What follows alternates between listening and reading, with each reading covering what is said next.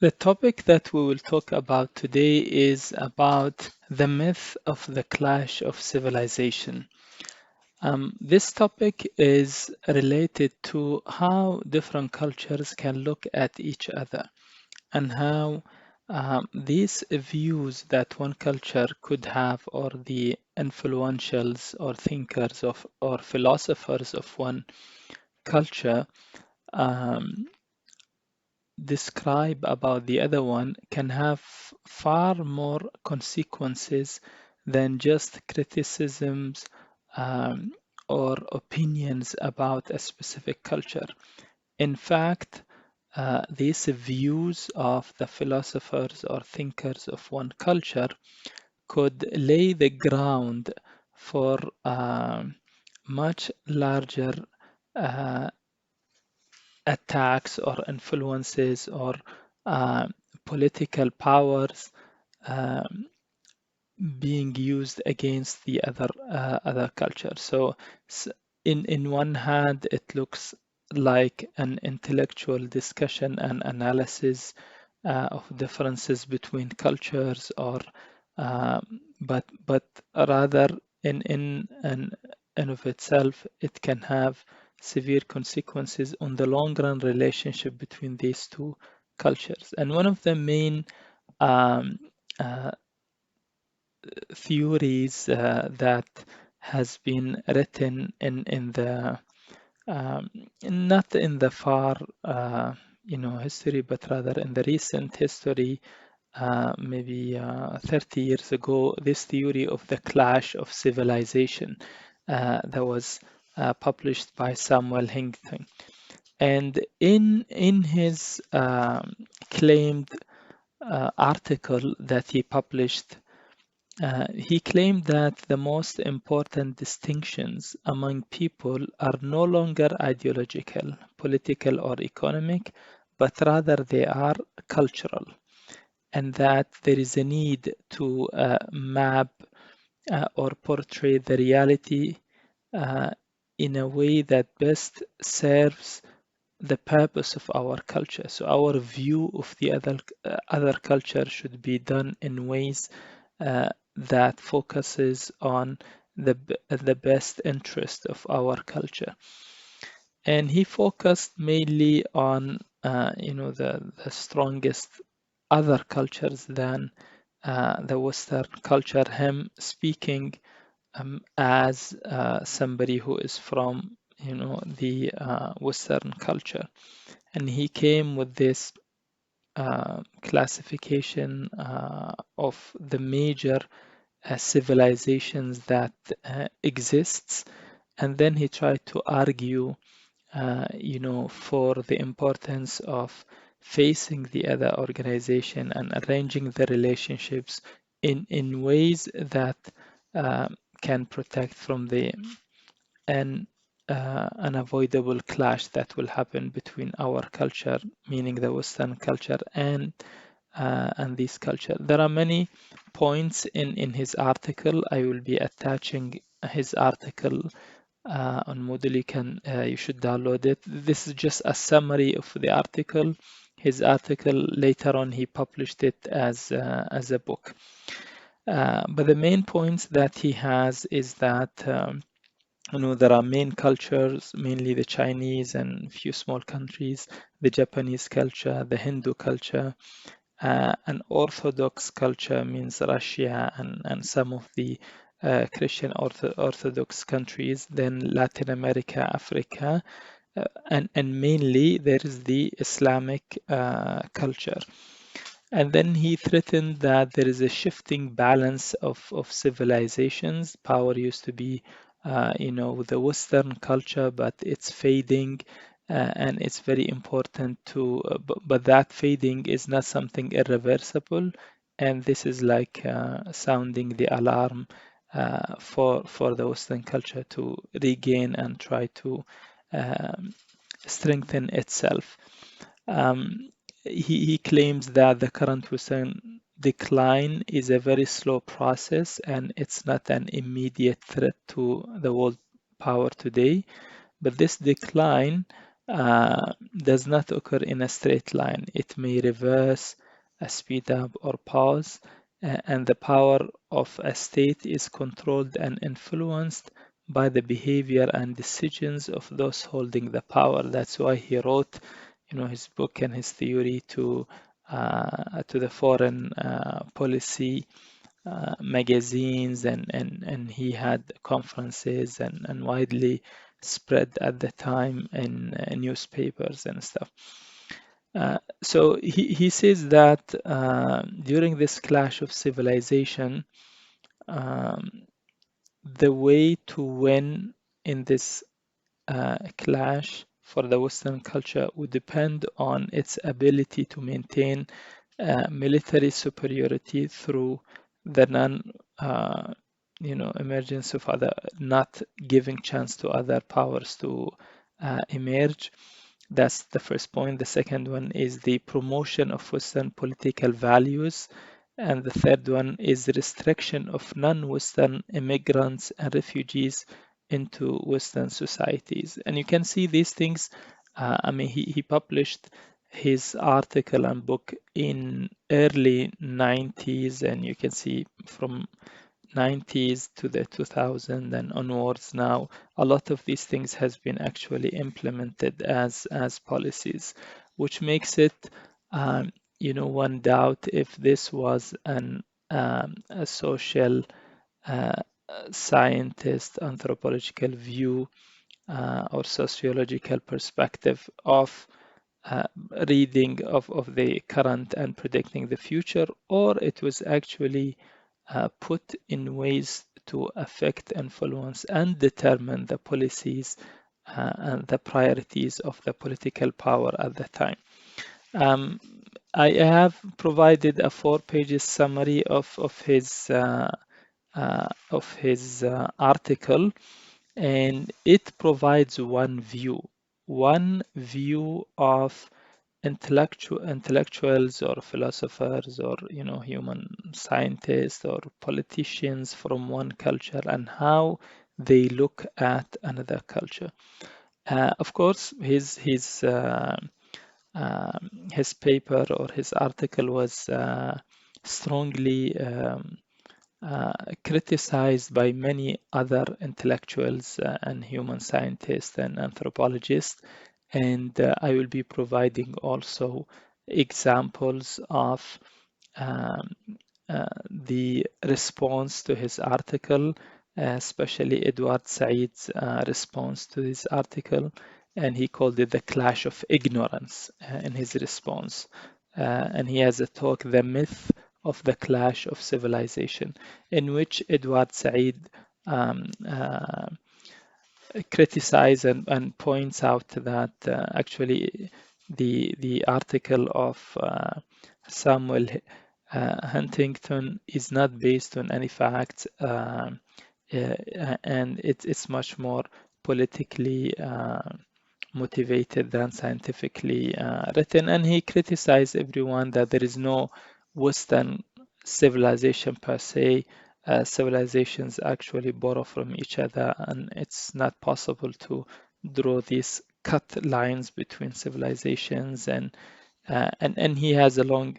I try to also summarize his article into 4 pages, and it's attached to. It's very important for you to be aware of this debate between the two views, the clash of civilization view and then the clash of ignorance, and that this is a myth and more politically motivated discourse, and to be able to see the points of each of the two and to be able to debate and argue against the claimed uh, article of the clash of civilization, and also realize its effect on the politics in the past 30 years. So we'll see in this video, we will see example um, interview with Samuel himself and how he speaks about his theory. And after that, we will see examples of a short interview with Noam Chomsky criticizing Samuel's theory or article, and then after that there is a full talk video for Edward Said that I'm also attaching in the video at the end. You can listen to it and then try to summarize his points. Also, when you read the article, you can summarize his points in response to Samuel's theory.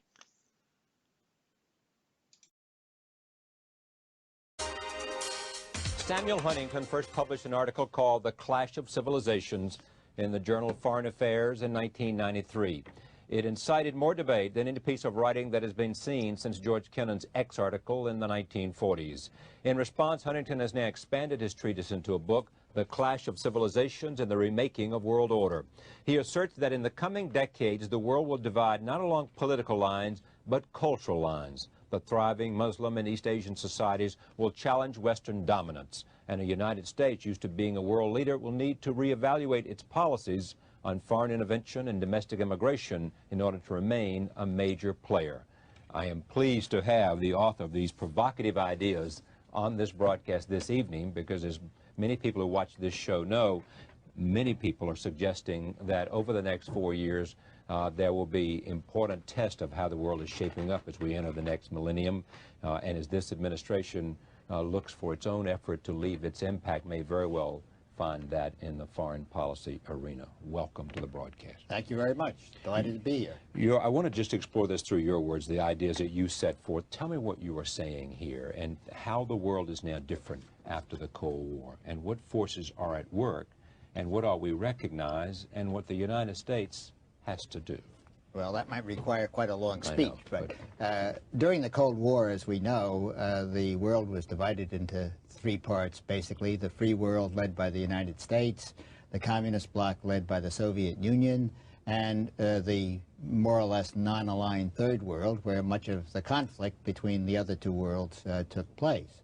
That pattern of history has disappeared. And the big question is what will be the patterns of association and of conflict among nations in the post-Cold War world. And if one looks at the evidence, it seems to me that it is overwhelming that nations are going to be aligning themselves along cultural lines, that those countries with similar cultures are coming together. Those countries which historically have been culturally different are often coming apart. We've seen the breakup of both the Soviet Union and Yugoslavia along cultural lines, basically. And the lines of conflict will, in this post-Cold War world, will basically fall along the fault lines between the world's biggest cultural entities, which are civilizations. Okay, name those for me. Okay, the civilizations are, first of all, obviously the West, consisting of North America and Western Europe primarily, Islam as a civilization, Orthodox civilization, of which Russia is the leading state, of course, Chinese or Sinic civilization, Hindu civilization, in which India is the major state. And most people would classify Japan as a separate civilization all by itself. And then I would also add Latin America and Africa. You would add those. It's about 7 or 8, isn't it? Yeah, right. All right.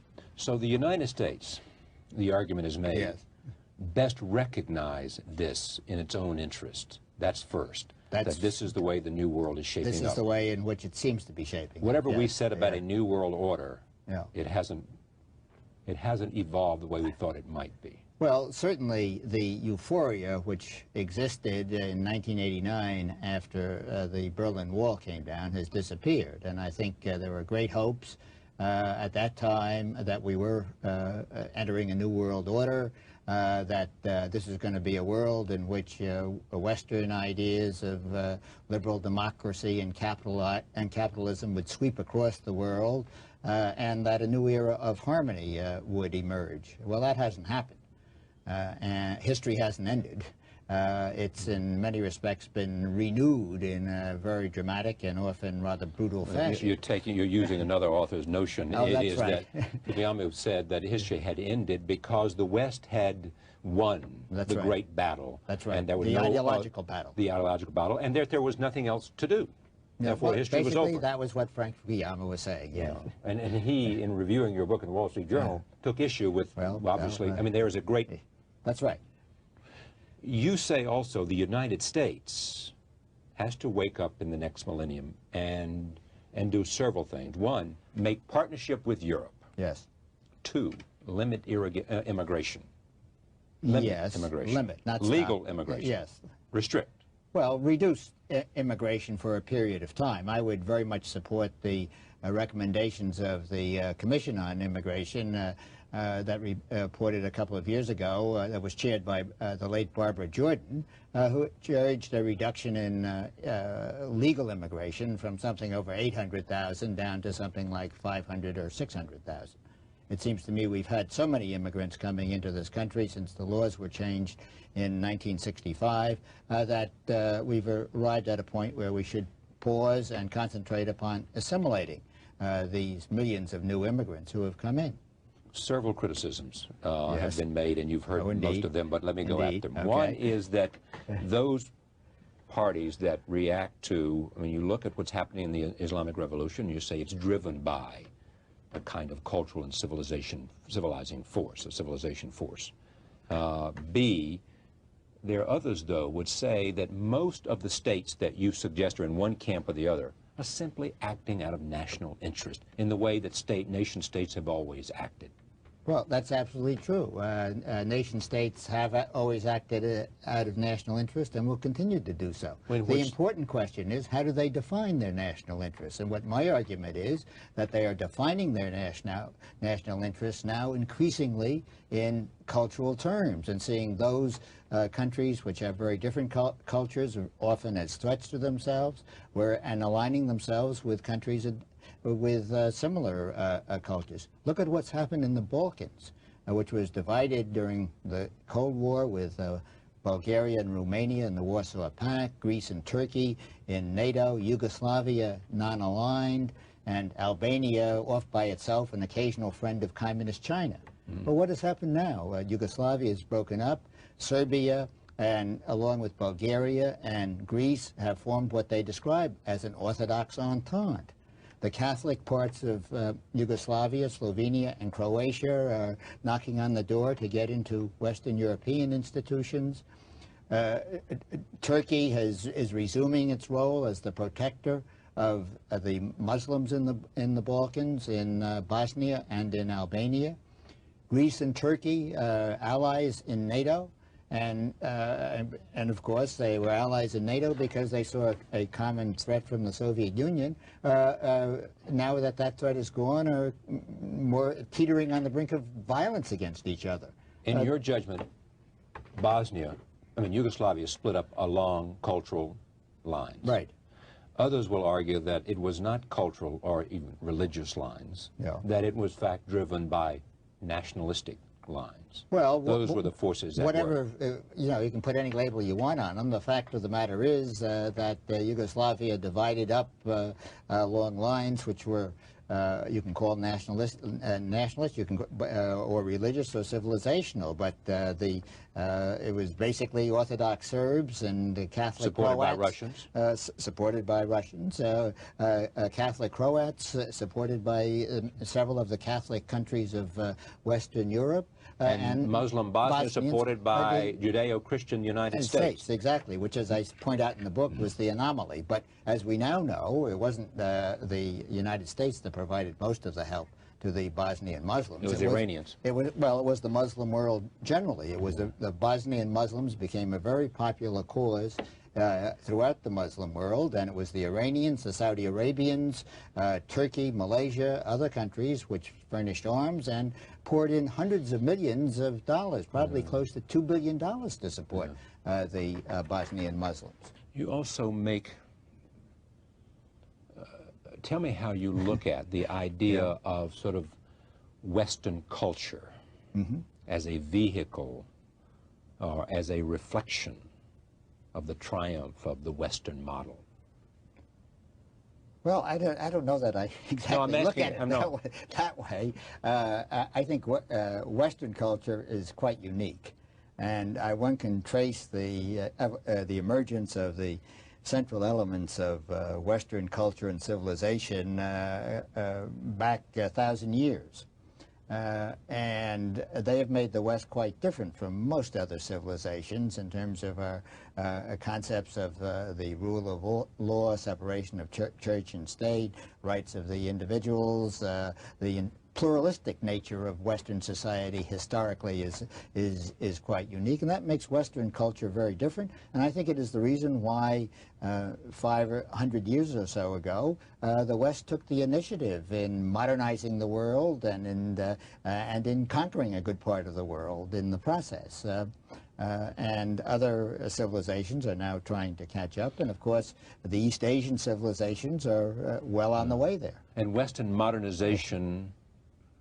Well, I think one has to draw a distinction between what is modern and what is Western. What's the distinction? Well, all peoples virtually wish to become modern.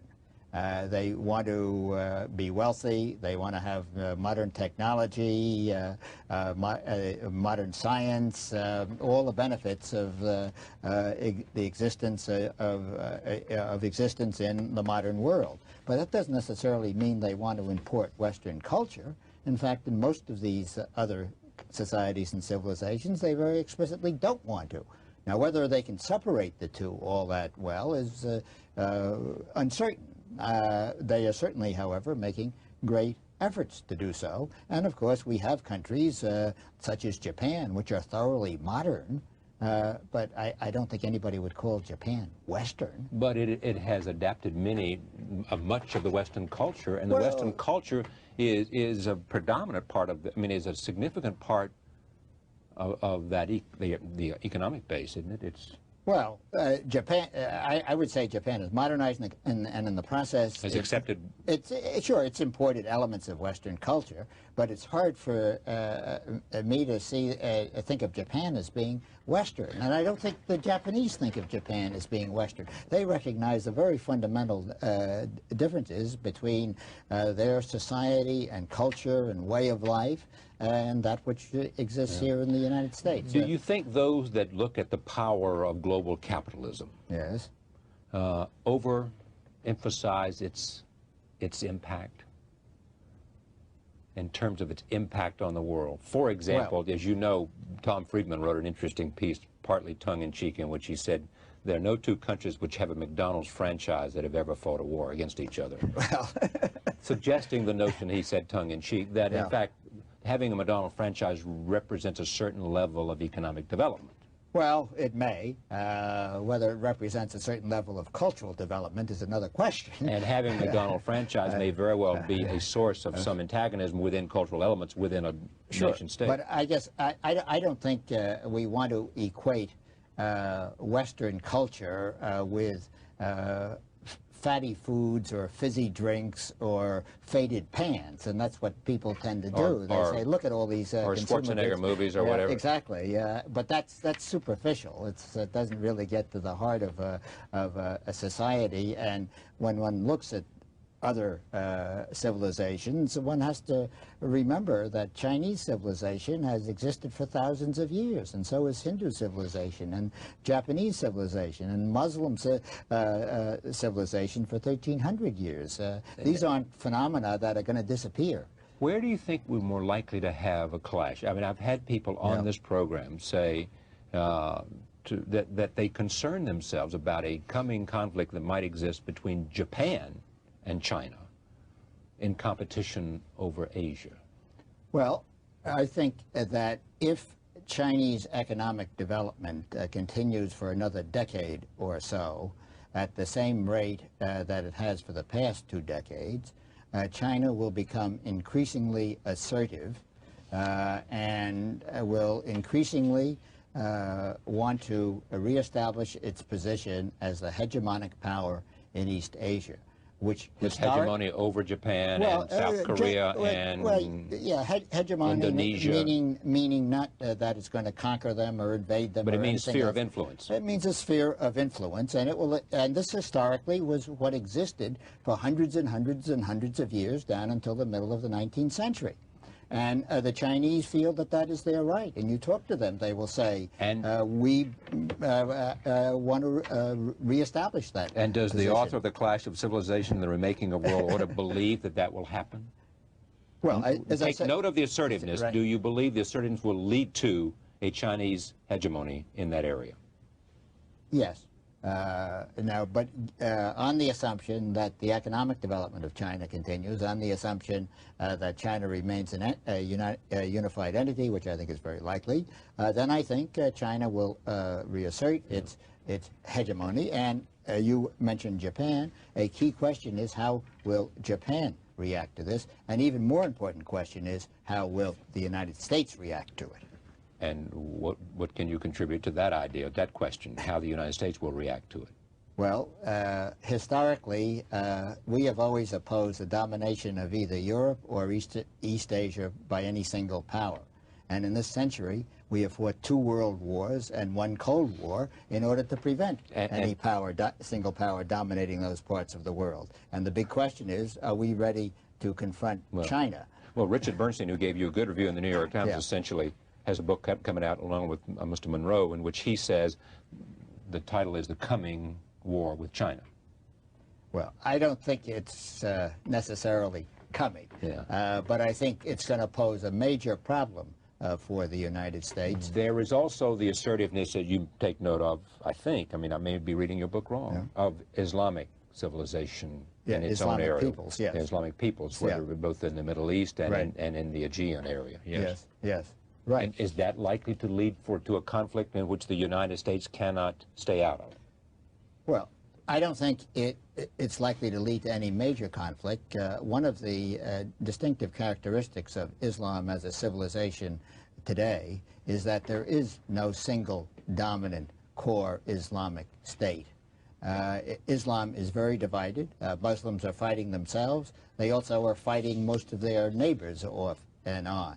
And well, doesn't that erode your theory? What? That there's conflict within the Islamic community? No, and that there is it's a refinement to my theory, because if you look at the political evolution of civilizations, and scores of scholars have done this, and they've come up with a model which suggests that civilizations evolve through phases, warring states phases, times of troubles, and then a universal state for the civilization emerges, and this process may be repeated. And Islam had something like a dominant universal state with the Ottoman Empire, which disappeared, and it is now in a warring states phase. Yes. Everybody says this is a provocative book. I mean, and everybody, whether they agree with everything, always say it's an important contribution to make people think about the way the world is reshaping itself. Hope so, yeah. Well, they do. I mean, you know that better than I do. I mean, from Kissinger and other people who think about these issues a lot, and people at the Council on Foreign Relations, and a lot of other people in academic environments. They all, many of them, because the thesis is so large, suggest that there are places in which you had to make a very tight squeeze to make facts fit your theory. They will say, for example, that there are a number of countries of, let's say, within the Islamic world, which have nothing in common. Oh, well, sure. I mean, and you can't make an argument that they... Well, first of all, Islam, as I said, is very divided. Right.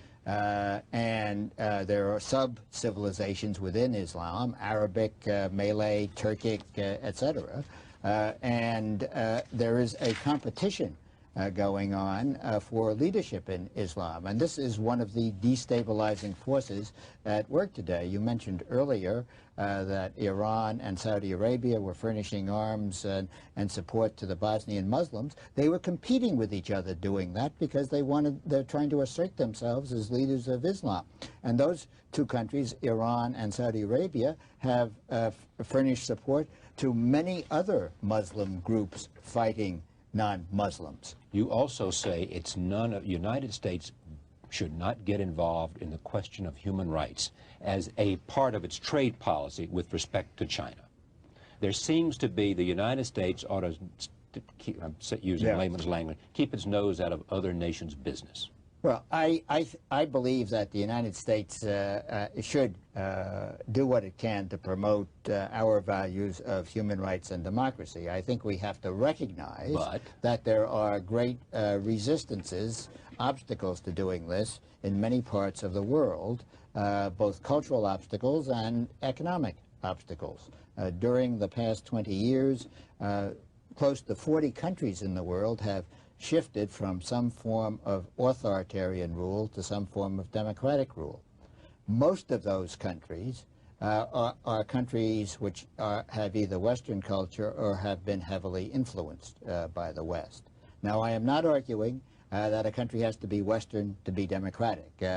India and Japan are two notable examples. That's not the case. All I'm saying is that in some non-Western cultures, and Islam and Confucian culture are the usual examples, there is great resistance to accepting Western values of human rights and democracy because these countries come from totally different cultural traditions.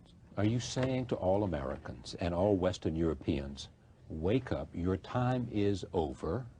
The influence of the West is only going to decline in the future. I think the influence of the West has been declining for some while now during the current century, and it will continue to decline because other nations are modernizing and developing and are acquiring economic wealth and power, and after that will come military power and political influence. And this is, of course, as I said, most notable with respect to East Asian societies. If I may, there was this a wonderful meeting last year of the heads of government from Western Europe and from East Asia in Bangkok, in which Prime Minister Mahathir of Malaysia got up and told Kohl and Chirac and Major and their colleagues, and I quote him now, European values are European values, Asian values are universal values. That was turning the tables on the West, which loves to think of its values as universal. As universal, yes. It's a provocative and interesting book. Samuel Huntington of Harvard University, The Clash of Civilizations and the Remaking of World Order. Thank you very much. Thank you. This is a book people are talking about, The Clash of Civilizations and the Remaking of World Order. Samuel P. Huntington from Harvard University. We'll be right back. John Cleese is here and also Lauren Bacall. Stay with us.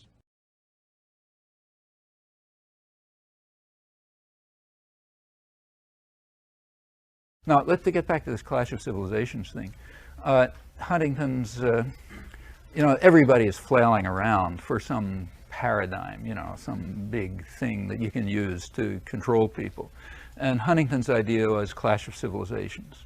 So, you know, there's Islam and us and all these other things. And the reason why the world, the idea is the reason why the world is so disorderly is because you've got all, you know, now with the Cold War going, you've got all these ethnic groups killing each other and so on.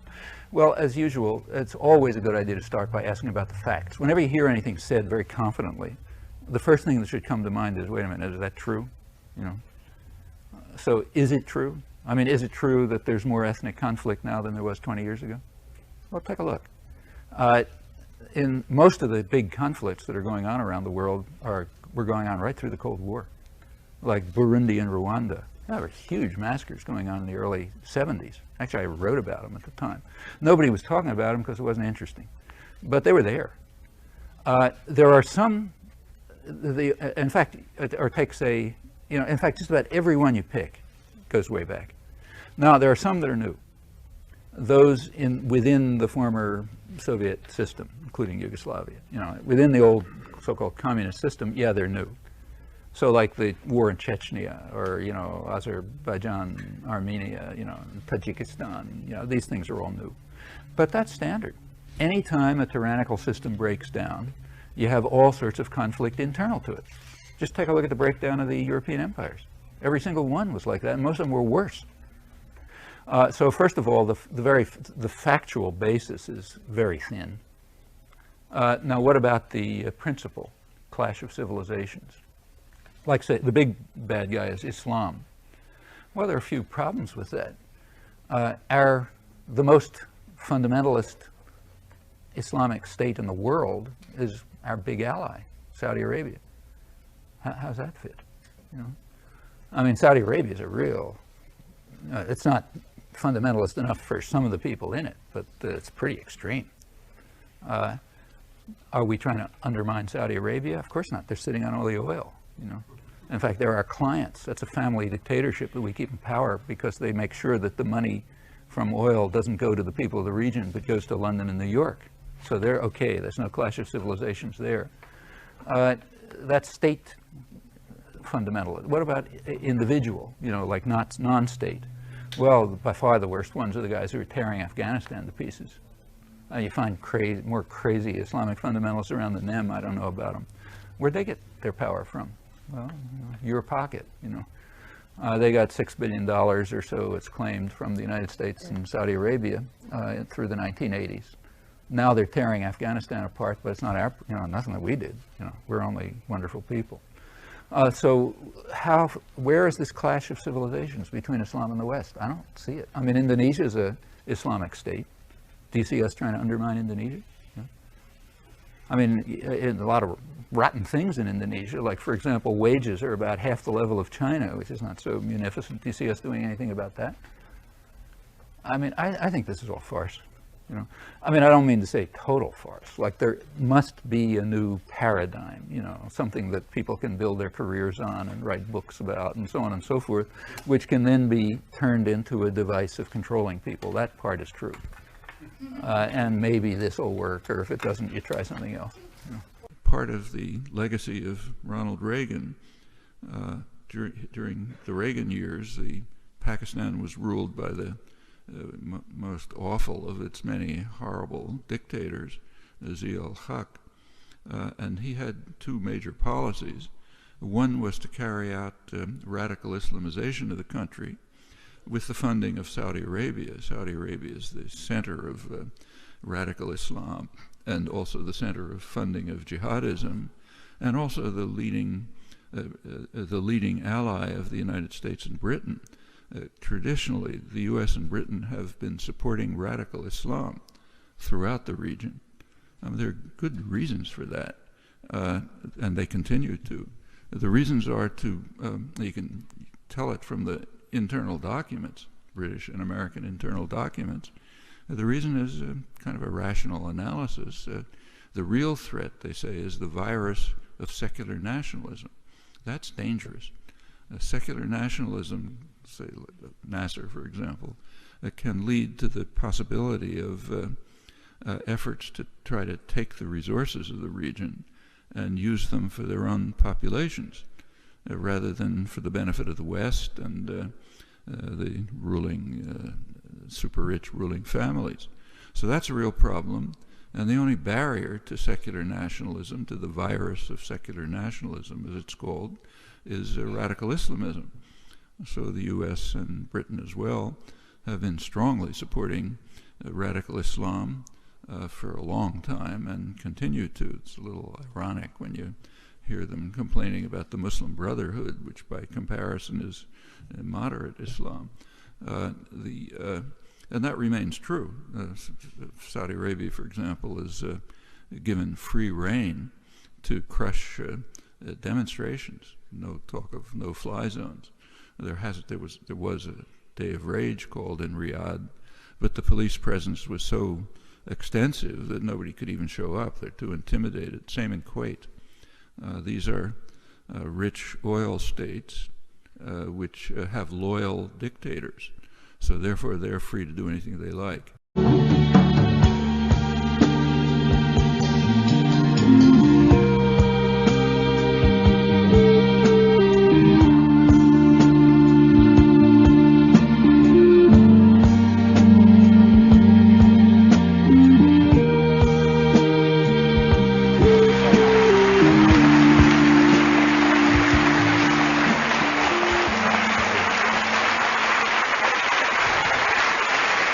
Thank you I'm going to start, in fact, talk throughout about an essay and a book written by Samuel Huntington entitled The Clash of Civilizations. When it first appeared in 1993 in the journal Foreign Affairs, it had a question mark after it.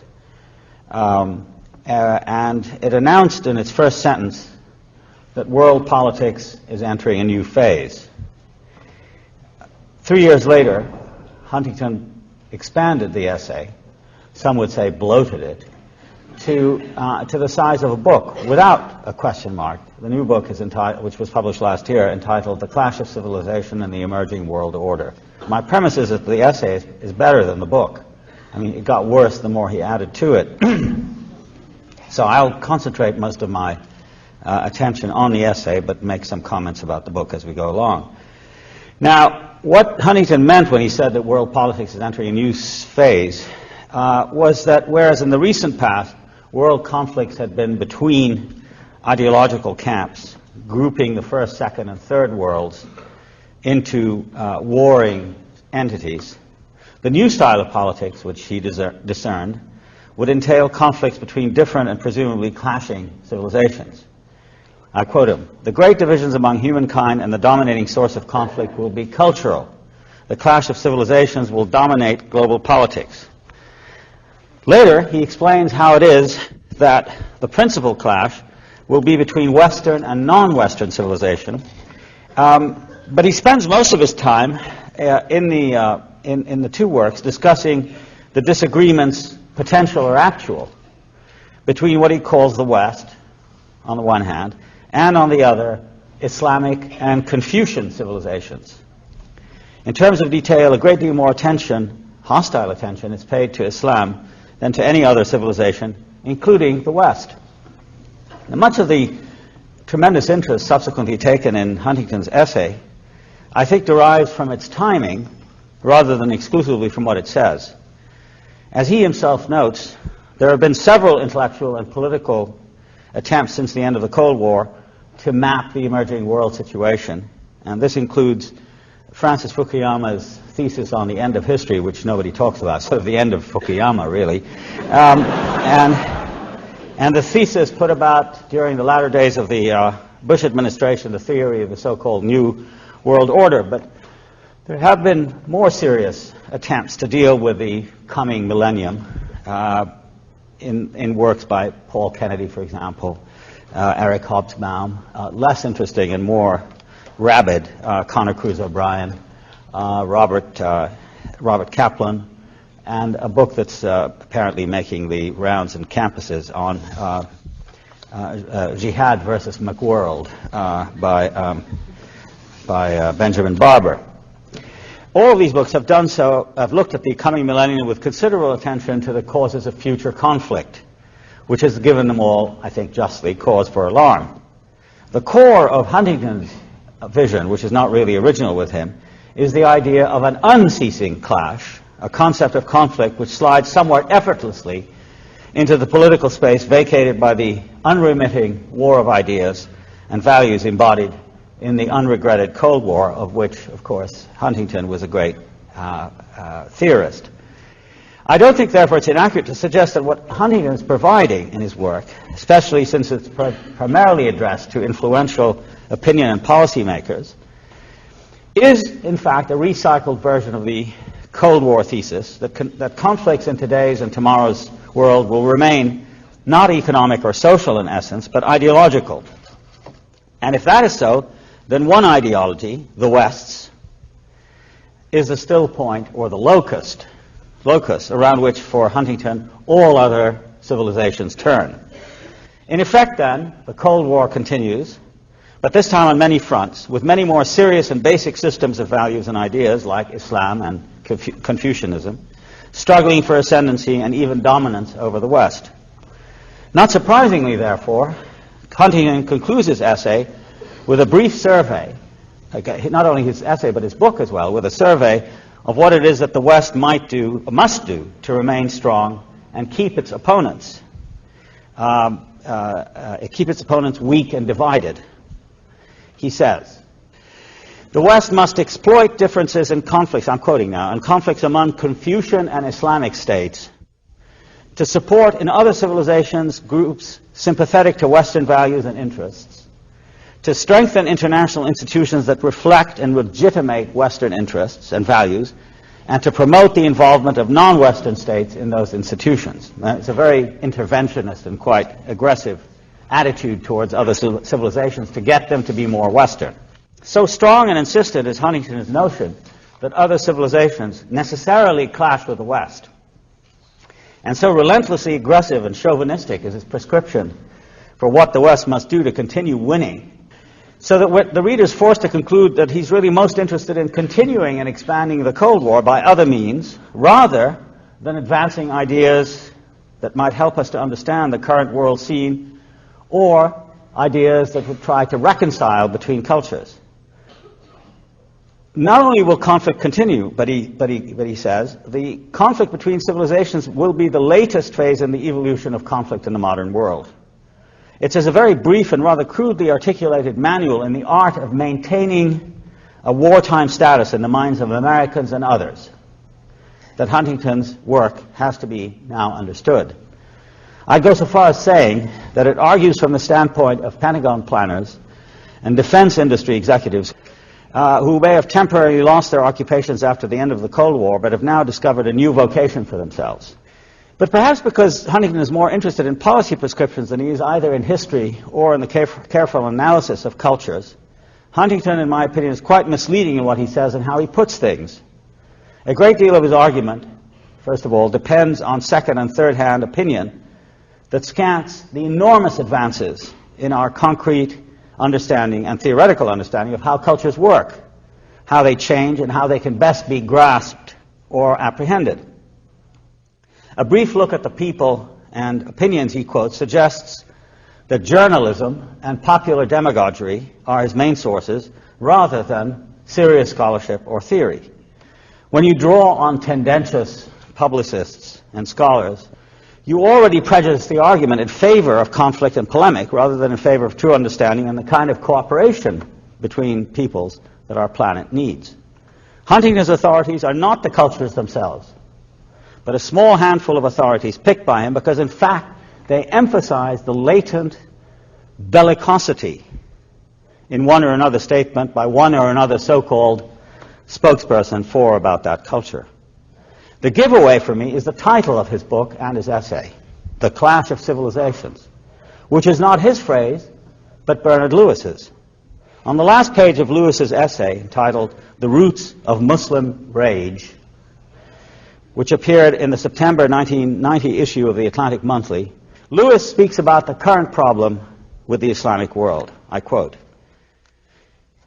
this is incredible stuff. It should by now be clear, Lewis says, that we are facing a mood and a movement in Islam, far transcending the level of issues and policies and the governments that pursue them.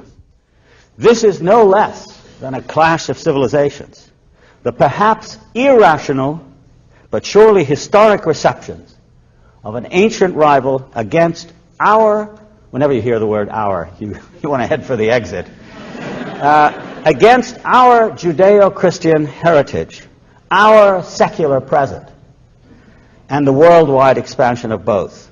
It is crucially important that we, on our side, should not be provoked into an equally historic but also equally irrational reaction against that rival. In other words, we shouldn't be as crazy as they are. And of course, Lewis is very much listened to at the Council of Foreign Relations, the New York Review of Books, and so on and so forth. But few people today with any sense would want to volunteer such sweeping characterizations as the ones advanced by Lewis about a billion Muslims scattered through 5 continents, dozens of differing languages and traditions and histories. Of them all, Lewis says that they are all enraged at Western modernity, as if a billion people were really only one person, and Western civilization was no more complicated a matter than a simple declarative sentence. But what I do want to stress is, first of all, how Huntington has picked up from Lewis, in a classical kind of Orientalist gesture, the notion that civilizations are monolithic and homogeneous. And second, how, again from Lewis, he assumes the unchanging character of the duality between us and them. In other words, I think it's absolutely imperative to stress that, like Lewis, Huntington doesn't write neutral, descriptive, and objective prose, but is himself a polemicist whose rhetoric not only depends heavily on prior arguments about a war of all against all, but in effect perpetuates them. Far from being an arbiter between civilizations, which is what he suggests he might be doing, Huntington is a partisan, an advocate of one civilization over all the others. Like Lewis, Huntington defines Islamic civilization reductively, as if what most matters about it is its supposed anti-Westernism. I mean, it doesn't matter to him that Muslims have other things to do than to think about the West with hatred. But you get the impression that that's all they're thinking about, is how to destroy the West, bomb it, and, destroy the whole world, really. For his part, Lewis tries to give a set of reasons for his definition that Islam has never modernized, that it never separated between church and state, that it has been incapable of understanding other civilization, all of them, complete untruths. I mean, of course, the Arabs, Muslims have traveled well before the Europeans in the East, in Africa, and in Europe, and were great discoverers of other civilization well before Marco Polo and Columbus. But Huntington doesn't bother with any of this. For him, Islam, Confucianism, and the other 5 or 6 civilizations, Hindu, Japanese, Slavic Orthodox, Latin American, and African, that still exist, are separate from each other, and consequently potentially in a conflict which he wants to manage, not resolve. He writes, therefore, as a crisis manager, not as a student of cultures and civilizations, nor as a reconciler between them.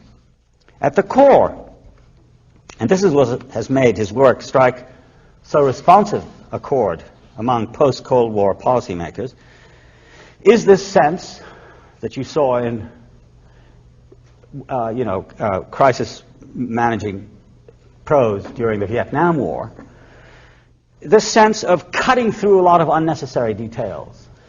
You go through masses of scholarship and huge amounts of experience, and you boil all of it down to a couple of catchy, easy to quote and remember ideas, which are then passed off as pragmatic, hard-headed, practical, sensible, clear. But is this, and now I come to the more serious part of what I have to say, is this the best way to understand the world we live in? Is it wise to produce a simplified map of the world and then hand it to generals and civilian lawmakers as a prescription for first comprehending and then acting in the world? Doesn't this, in effect, prolong and deepen conflict?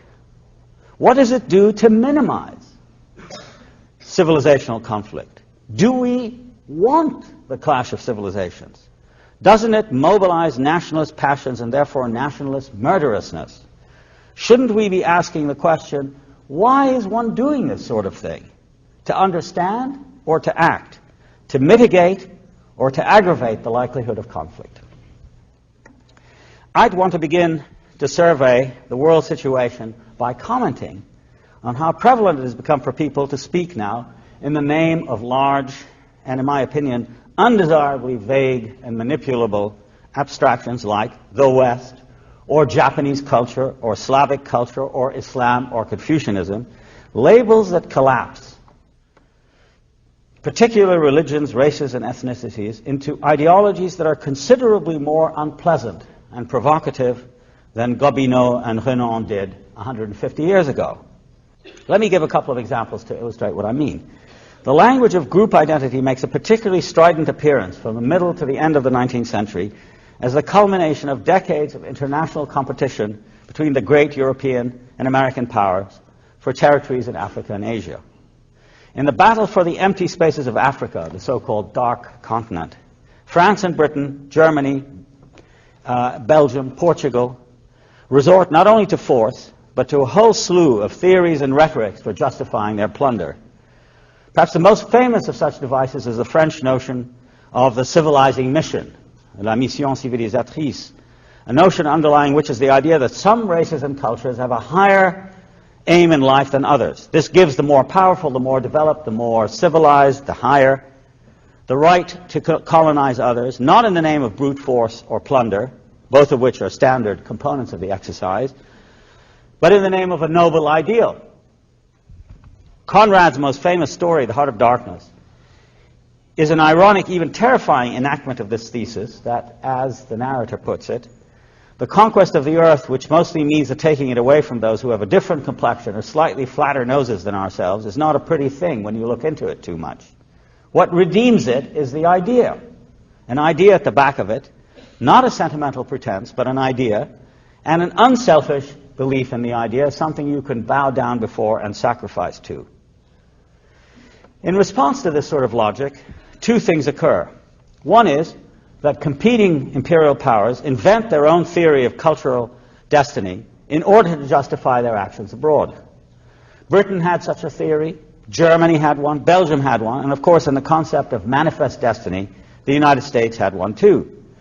These redeeming ideas dignify the practice of competition and clash, whose real purpose, as Conrad quite accurately saw, was self-aggrandizement, power, conquest, treasure, and unrestrained self-pride.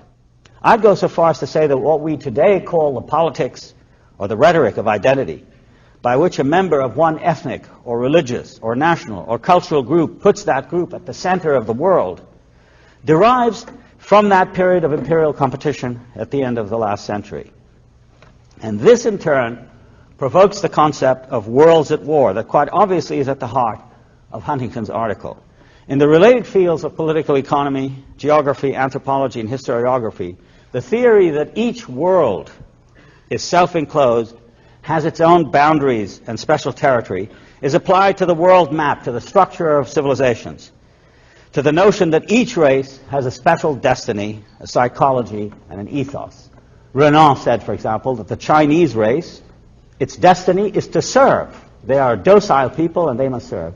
The black race must be the bearers, the laborers of mankind, because they're strong in physique and can work hard. That kind of. All of these ideas, almost without exception, are based not on the harmony, but on the clash or conflict between worlds.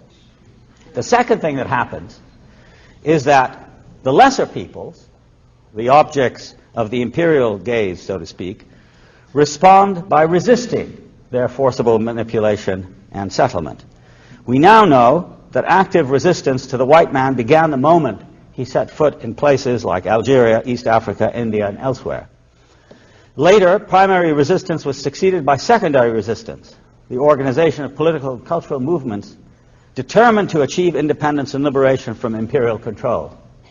At precisely the moment in the 19th century that among the European and American powers a rhetoric of cultural self-justification begins to be widespread, a responding rhetoric among the colonized people develops, one that speaks in terms of African or Asian or Arab or Muslim unity, independence, self-determination. In India, for example, the Congress Party was organized in 1880 and by the turn of the century had convinced the Indian elite that only by supporting Indian languages, industry, and commerce could political freedom come. These are ours and ours alone, runs the argument, and only by supporting our world against theirs, note the us versus them construction, can we finally stand on our own. One finds a similar logic at work during the Meiji period in modern Japan. Something like this rhetoric of belonging is also lodged at the heart of each independence movement's nationalism. And it achieved the result shortly after World War II, not only of dismantling over a period of about 20 years the classical empires, but of winning independence for dozens of countries thereafter. India, Indonesia, most of the Arab countries, Indochina, Algeria, Kenya, etc. All these emerged onto the world scene, sometimes peacefully, sometimes as the effect of internal developments, as in the Japanese instance, or of ugly colonial wars and wars of national liberation. In both the colonial and post-colonial context, therefore, rhetorics of general cultural or civilizational specificity went in two potential directions. One, a utopian line that insisted on an overall pattern of integration and harmony between all peoples. The other, a line that suggested as to how all cultures were so specific and jealous as to reject and war against all the others. Among instances of the utopian are the language and institutions of the United Nations, founded in the aftermath of World War II, and the subsequent development out of that of various attempts at world government, predicated on coexistence, voluntary limitations of sovereignty, the integration of peoples and cultures harmoniously. Among the second are the theory and practice of the Cold War, and more recently the idea of the clash of civilizations, which appears to be a necessity for a world of so many parts and indeed even a certainty. According to this, cultures and civilizations are basically separated from each other. That is to say, the core of Islam is to be separated from everything else. The core of the West is to be separated from all the others. I don't want to be invidious here. In the Islamic world, there has been a resurgence of rhetoric and movements stressing the innate opposition between Islam and the West. Just as in Africa, Europe, Asia, and elsewhere, movements have appeared that stress the need for excluding or exterminating, as in Bosnia, others as undesirable. White apartheid in South Africa was such a movement, as is the Zionist idea that Palestine should be for the Jews only and the Palestinians as non-Jews should have a lesser place. Afrocentricity, Islamocentricity are movements that also stress the independence and separateness of cultures. Within each civilizational camp, we will notice there are official representatives of that culture who make themselves into its mouthpiece, who assign themselves the role of articulating our, or for that matter, their essence. This always requires compression, reduction, exaggeration. So on the first and most immediate level then, statements about what our culture is, civilization is, or ought to be, necessarily involves a contest over the definition. That's why I think it's more accurate to say that the period we're living in is not the clash of civilization, but the clash of definitions. Anyone who has the slightest understanding of how cultures really work knows that defining the culture, saying what it is for members of that culture, is always a major, and even in undemocratic societies, an ongoing contest. There are canonical authorities to be selected, regularly revised, debated, selected, dismissed. There are ideas of good and evil, belonging or not belonging, hierarchies of values to be specified, discussed, rediscussed. Each culture, moreover, defines its enemies, what stands beyond it and threatens it, an other to be despised and fought against. But cultures are not the same. There is an official culture, the culture of priests, academics, and the state. It provides definitions of patriotism, loyalty, boundaries, and what I've called belonging. It is this official culture that speaks in the name of the whole. But it's also true, and this is completely missing from the clash of civilization argument as we hear it in Huntington. In addition to the mainstream or official culture, there are dissenting or alternatives, unorthodox, heterodox strands that contain many anti-authoritarian themes in them that are in competition with the official culture. These could be called the counterculture, an ensemble of practices associated with various kinds of outsiders, the poor, immigrants, artistic bohemians, workers, rebels, artists. From the counterculture comes the critique of authority and attacks on what is official and orthodox. No culture is understandable without some sense of this ever-present source of creative provocation from the unofficial to the official. To disregard the sense of restlessness in the West, in Islam, in Confucianism, within each culture, and to assume that there's complete homogeneity between culture and identity, is to miss what is vital and fertile in culture. A couple of years ago, Arthur Schlesinger wrote a book called The Disuniting of America, which is a kind of cri de coeur about the way in which American in which American history, which for him is the history of Bancroft and Adams and so on, is dissolving into something quite different. And he says that new groups in American society want the writing of history to reflect not only an America that was conceived of and ruled by patricians and landowners, but an America in which slaves, servants, laborers, and poor immigrants played an important but as yet unacknowledged role.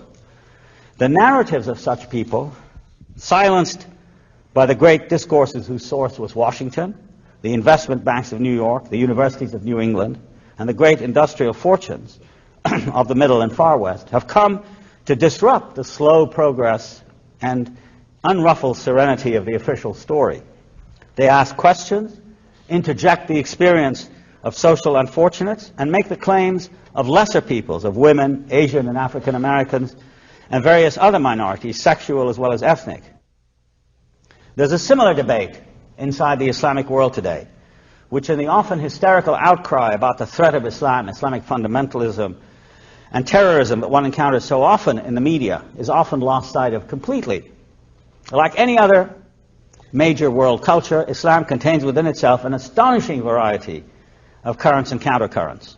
I would say that it is this extremely widespread attitude of questioning and skepticism towards age-old authority that characterizes the post-war world in both East and West. And it's that Huntington cannot handle, and therefore resorts to the business of the clash of cultures and the clash of civilizations. To theorists of that sort, civilization identity is a stable and undisturbed thing, like a room full of furniture at the back of your house. This is extremely far from the truth, not just in the Islamic world, but throughout the entire surface of the globe. To emphasize the differences between cultures is completely to ignore the literally unending debate about defining the culture or civilization within those civilizations, including Western ones. These debates completely undermine any idea of a fixed identity, and hence of relationships between identities, what Huntington considers to be a sort of ontological fact of political existence, to wit, the clash of civilizations. Too much attention paid to managing and clarifying the clash of cultures obliterates something else. The fact of a great, often silent exchange and dialogue between them. What culture today, whether Japanese, Arab, European, Korean, Chinese, Indian, has not had long, intimate, and extraordinarily rich contacts with other cultures? There is no exception to this exchange at all. Much the same is true of literature, where readers, for example, of Garcia Marquez, Naguib Mahfouz, Kenzaburo Oe, exist far beyond the national or cultural boundaries imposed by language and nation. In my own field of comparative literature, there's a commitment to the relationships between literatures as to their reconciliation and harmony, despite the existence of powerful ideological and national barriers between them. And this sort of cooperative, collective enterprise is what one misses in the proclaimers of an undying clash between cultures. The lifelong dedication that has existed in all modern and ancient societies among scholars, artists, musicians, visionaries, and prophets to try to come to terms with the other, with that other society or culture that seems so foreign and so distant.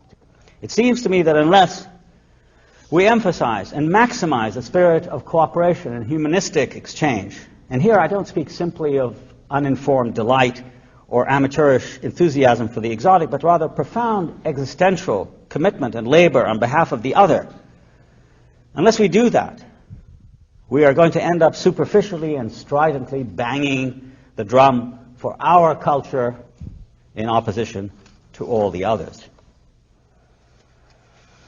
And we know also, in another very important study of the way cultures work, the book co-authored or co-edited by Terence Ranger and Eric Hobsbawm, that even tradition can be invented that. I mean, the idea of a culture and a civilization being something that's stable and fixed is completely disproved by this notion of how traditions can be invented, manufactured for the occasion. So the traditions are really not the wonderfully stable things that we are, but rather abstractions that can quite easily be created and destroyed, manipulated, and so on. As I've argued in several of my own works, in today's Europe and the United States, what is described as Islam, for instance, because this is where the burden, I think, of Clash of Civilizations thesis goes. What is described as Islam belongs to the discourse of Orientalism, a construction fabricated to whip up feelings of hostility and antipathy against a part of the world that happens to be of strategic importance for its oil, its threatening adjacence to Christianity, its formidable history of competition with the West. Yet this is a very different thing than what, to Muslims who live within its domain, Islam really is. There's a world of difference between Islam in Indonesia and Islam in Egypt. By the same token, the volatility of today's struggle over the meaning and definition of Islam is evident in Egypt, where the secular powers of society are in conflict with various Islamic protest movements and reformers over the nature of Islam. And in such circumstances, the easiest and the least accurate thing is to say, that is the world of Islam, and see how it is all terrorists and fundamentalists, and see also how different, how irrational they are compared to us. But the truly weakest part, and I conclude here, or the weakest part of the clash of cultures and civilizations thesis is the rigid separation assumed between them, despite the overwhelming evidence that today's world is in fact a world of mixtures, of migrations, and of crossings over, of boundaries traversed. One of the major crises affecting countries like France, Britain, and the US has been brought about by the realization, now dawning everywhere, that no culture or society is purely one thing. Sizable minorities, North Africans in France, the African, Caribbean, and Indian populations in Britain, Asian and African elements in this country, dispute the idea that civilization that prided themselves on being homogeneous can continue to do so. There are no insulated cultures or civilizations. Any attempt made to separate them into the watertight compartments alleged by Huntington and his ilk does damage to their variety, their diversity, their sheer complexity of elements, their radical hybridity. The more insistent we are on the separation of cultures, the more inaccurate we are about ourselves and about others. The notion of an exclusionary civilization is, to my way of thinking, an impossible one.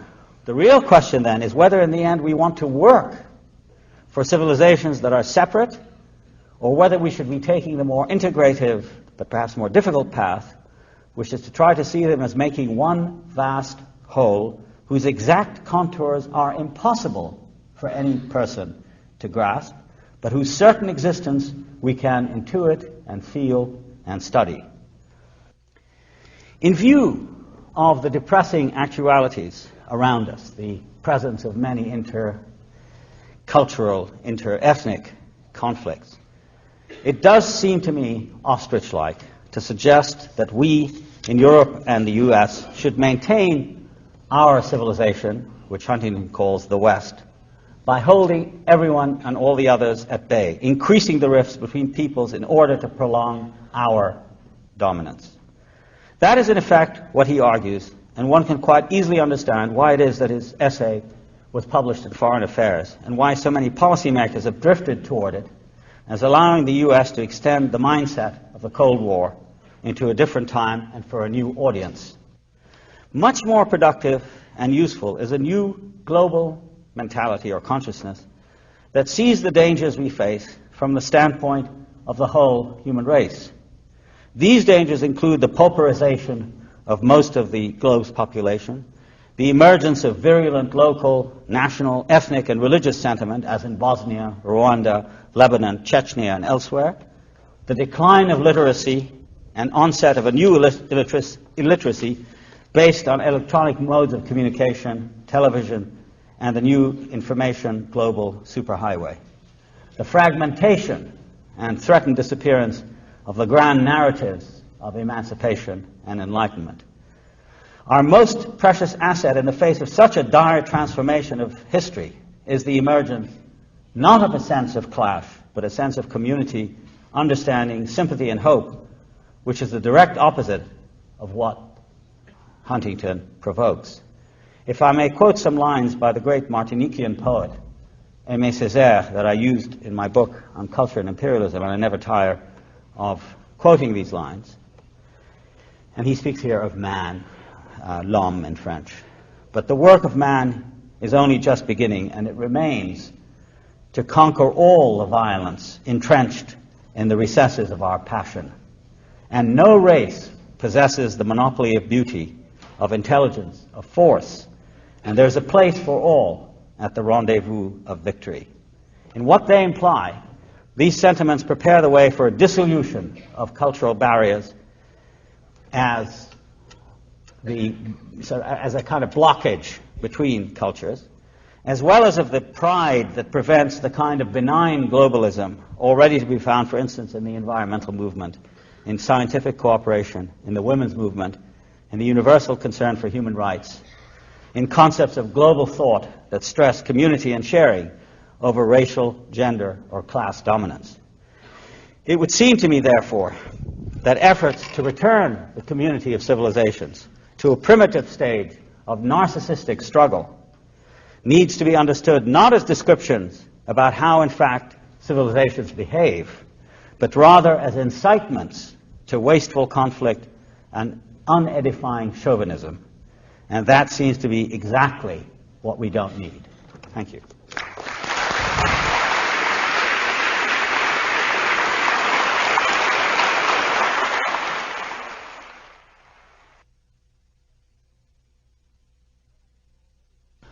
Well, I think there are already all kinds of commonalities. I think the first step is to recognize them as actually having taken place. That I think also for me, the idea that cultures are somehow separate entities and exist all by themselves with occasional interruptions by people with darker skin or whiter skin or whatever is simply wrong. I mean, I think the first thing, and I think this is where education is terribly important, and probably one of the reasons why the conservative movement, and not just here, but in most countries of the world, has something very important in common, and that is the constantly accented cry about tradition. We should go back to our tradition. We should learn our languages. We should concentrate on our books and our culture, that sort of thing. And I think that's bankrupt. I mean, I think all systems of education, alas, are still deeply, sometimes unconsciously, nationalistic. So I think we have to denationalize education and realize and make it possible for people to understand that we live in a very complex and mixed world in which you can't separate cultures and civilizations from each other, but in fact history ought to be taught as the exchange and of course the clash of civilization. So I think that's the first step. And once you go from there, then I think we have a better understanding of the way certain kinds of conflict are wasteful and hopeless. I mean, ethnic cleansing, the idea of apartheid, all of these schemes for isolating people, and so on and so forth. I mean, I think it's fairly clear and straightforward. Alas, it requires a lot of work because you're bucking a very, very strong, entrenched position, which says that we are the center of the world, whoever we are. And all of what I've said is really intended as a critique of that kind of monotheistic position.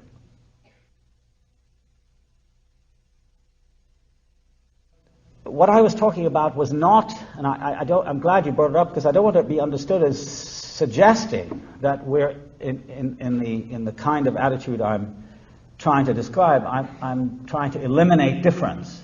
I mean, there's a great deal of difference between flattening everything out into some kind of, univocal, homogenized philosophy, and so that's one possibility, and I'm obviously against that.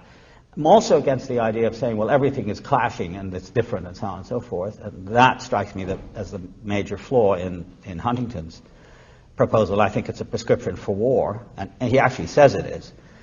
And third is the other alternative, which is what I call coexistence, but coexistence with the preservation of difference. I mean, in other words, that you be able to live with those who are different from you in all kinds of ways, assuming that there's a kind of, as the English poet Jared Manley Hopkins says, there's a kind of radical inscape to each individual. There's this kind of different kind of construction or constitutiveness to all people in some way, and which applies to all languages, to all cultures, if you want to use that phrase.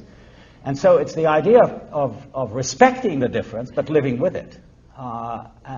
Human history is really a long history of compelling difference, either by assimilation or by extermination, by domination. And I'm certainly not suggesting that what we need is a unified and simplified and reduced culture that includes everyone without distinction. Everybody should wear the same uniforms and so on. That's not what I'm talking about. I'm really talking about the preservation of difference, recognizing that difference is all, but coexistence between them, rather than saying, well, we are different, therefore you have to stay away from us, or we have to protect ourselves against you, or we should destroy you. That's very, very dangerous. And I think there are indications, as I suggested at the end of my talk, in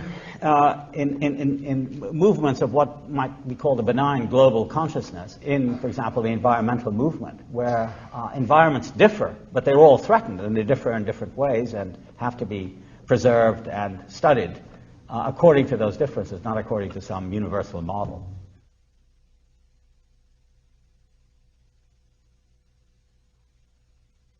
How to combat it? Well, I mean, this is one way to combat it, you know. I mean, is to reveal it for what it is, and to debate it, and through the various kinds of processes of education I talked about.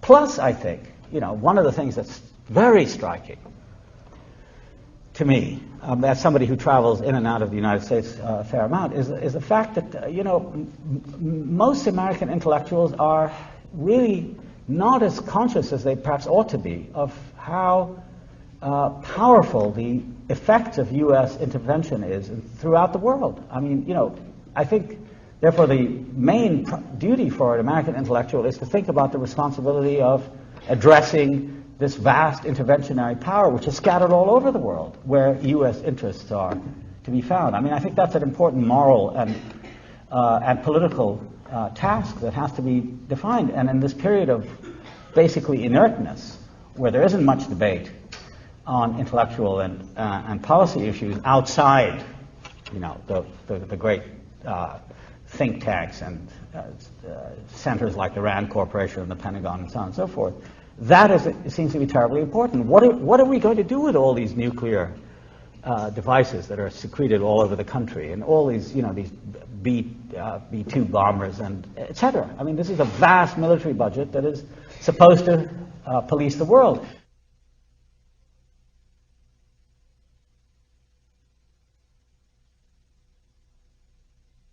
No, I think that the situation of the Palestinians is, at this moment, really quite, well, it's verging on the catastrophic, I'd say. I mean, it's not a happy moment. Not only is there really a quite crazy, in my opinion, well, egregious is the word I sometimes use for Netanyahu, but I mean, he's a bloody, I mean, there's something quite bloodthirsty about him. And this is the head of the, as Mr. Arafat calls them, our peace partners, on the one hand, and on the other, you have the United States pretty much backing Israel. I mean, there are a few bleats here and there from Albright and a couple of others saying, well, please, time out on the settlements. I mean, the suggestion being, if you count to 10, and during the count of 10 you don't build any settlements, you're somehow being a nice guy.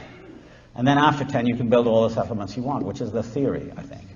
And supplying Israel with billions of dollars a year. They say $3 billion. There was a letter in the Times yesterday exactly about that. Say, well, why don't we say something to them about it? We keep on punishing the Palestinians. We withhold $100 million of aid, and here for the Palestinians because they're not fighting terrorism enough, which means pretty much lock everybody up.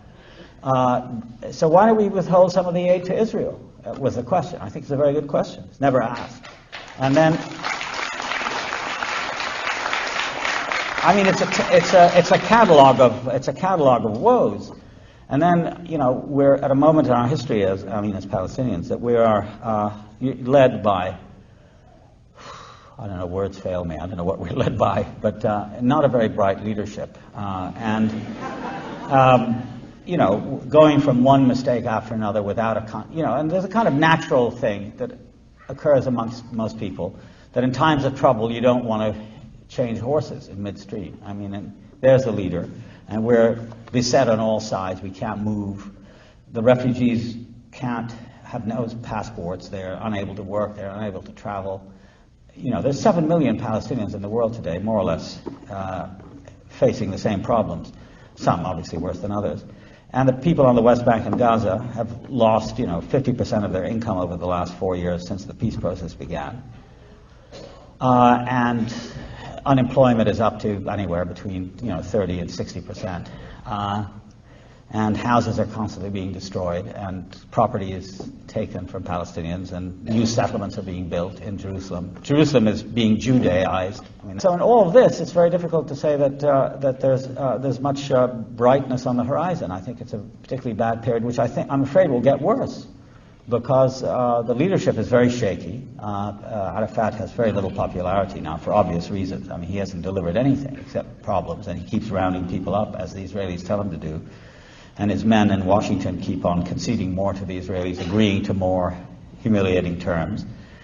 And I think the main problem, and I think this will probably help a great deal in the near future, will be the clarification of what it is that we're all about. I mean, for years we used to say that we want to liberate Palestine, and then we say we want to liberate a part of Palestine, then we want sovereignty on that, then we accept autonomy on that. We don't even get that. So the horizon keeps shrinking, and people don't know what the whole struggle is all about.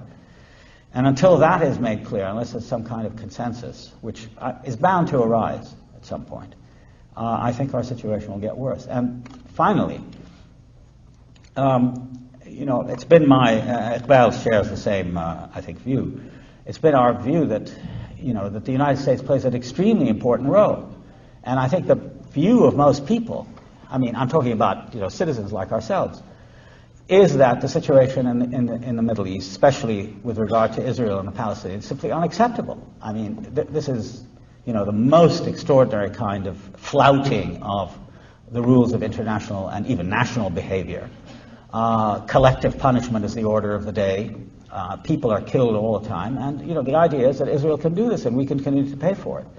So what I've been surprised by is the absence of a movement in this country of people who are willing to take this quite important issue. And it's a movement, I think, that a lot of Jews have to be involved in it. I don't think it's just, I know it's Rosh Hashanah, so I don't think, but it's not something that you can turn your head away from, because this is done in the name of the Jewish people. And I think it's a quite important political and historical struggle.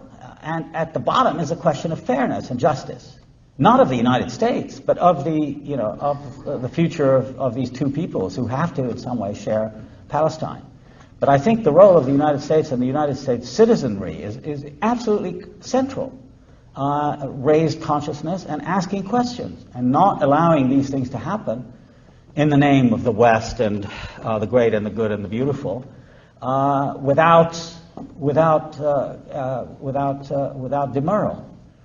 And I think, if I might just say one more thing to my Jewish friends, that I think the crisis is a crisis of conscience. That is to say, until there's a widespread recognition and acknowledgement of what Israel cost the Palestinians, and that the present identity of Israel today is fundamentally intertwined with the tragedy of the Palestinians, one caused by the other, there will never be peace, because you can't continue to sweep away the fact that Israel was constructed on the ruins of another society and by the mass dispossession of another people who remain unacknowledged as just sort of obscure natives in the background, back to the desert, let them go to one of the other Arab countries. That's been the position. Now, the Oslo Accords say specifically that Israel bears no responsibility for the costs of the occupation.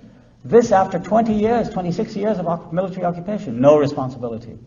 As an Israeli journalist said, he said, we took over the country in 1948 from the British. The British left us the port of Haifa, a road system, an electrical system, a large number of municipal buildings, and lots of prisons. And we could build Israel. Without that, there would be no state today. If we had taken Palestine in 1948 the way we left Gaza for the Palestinians, there would be no Israel. We destroyed the economy. We deported most of the capable people. We forced the people to live in hovels and refugee camps over a period. I mean, if anybody's been to Gaza, it's one of the most criminal places on earth because of Israeli policy of occupation. And they bear no responsibility for it. I mean, that's simply unacceptable, even for the Jewish people who have suffered so much. It's unacceptable. You cannot continue to victimize somebody else just because you yourself were a victim once. There has to be a limit.